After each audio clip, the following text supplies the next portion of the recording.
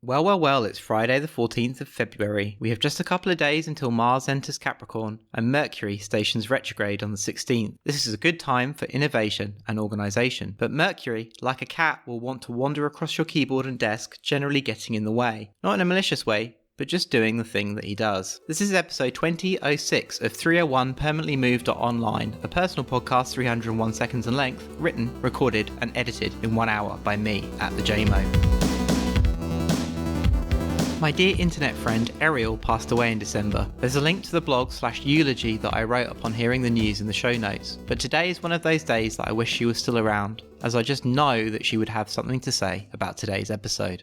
Originally, when I woke up today, I wanted to do an easy saint episode on the Saints' Valentine. Instead, you get a show on chronological timing versus narrative timing, and I didn't even get anywhere near explaining about the 14th of February. There is a sort of person on the internet who likes #folklore Thursday, and who likes to say things like, oh, that's just a Christianised pagan festival, or that the saints are the continuation of the pagan gods. They like to get very hung up on the dates of things, but dates aren't that important if you live in an enchanted world. Back in episode 1931 on Saints and Souls, I had to cut an in-depth discussion about the dates in the Christian calendar.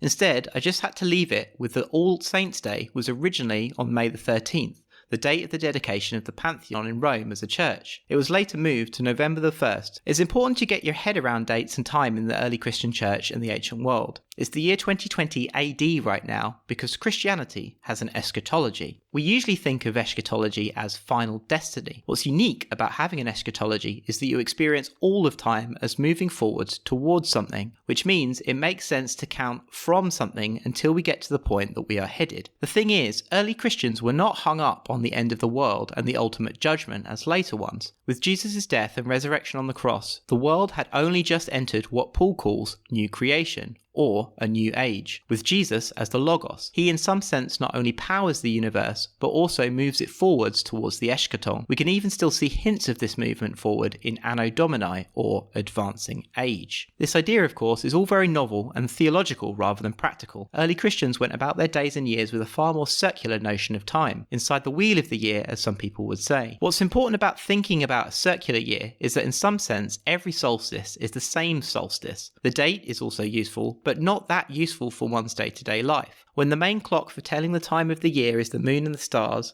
this is what I'll call narrative timing, the story of the universe that you are embedded in. See episode 1926 on ritual and storytelling. The Greeks, of course, have words for these ideas. Anno Domini is Cronos, and the time and place that we are embedded in is Kairos, or right timing.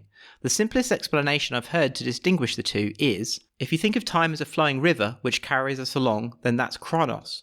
Or as a quiet lake in which we swim and watch the stars and planets turn overhead, that's Kairos. The liturgical calendar works in a Kairos or right timing kind of way. Easter always falls on the first Sunday after the vernal equinox. No matter when it falls in March or April, Easter is always Easter. And here's the thing that's really hard to get our heads around in the modern era, but would have been understood by early Christians and non-Christians alike at the time. Every Monday, or Moon's Day, is the same Monday. When Garfield says he hates Mondays, he means it in this sense. He really means fuck Mondays, not fuck that Monday in particular. Fuck the eternal Monday that comes round every 7 days after Sunday. Every Monday or Moon's Day is the same Monday. If this still seems strange, let's take an earlier Christian example to really pin the eternal nature of time and place like Mondays down. You can still find elements of this in the Orthodox traditions. Let's look at the Eucharist. When you go up to the altar and take Holy Communion, you are in a Kairos sense, joining all other Christians throughout time and space across history in union with Christ. You are receiving the body and blood of Christ, the force that powers the universe, along with all other Christians who have experienced the same thing. All the saints, your ancestors, priests, etc.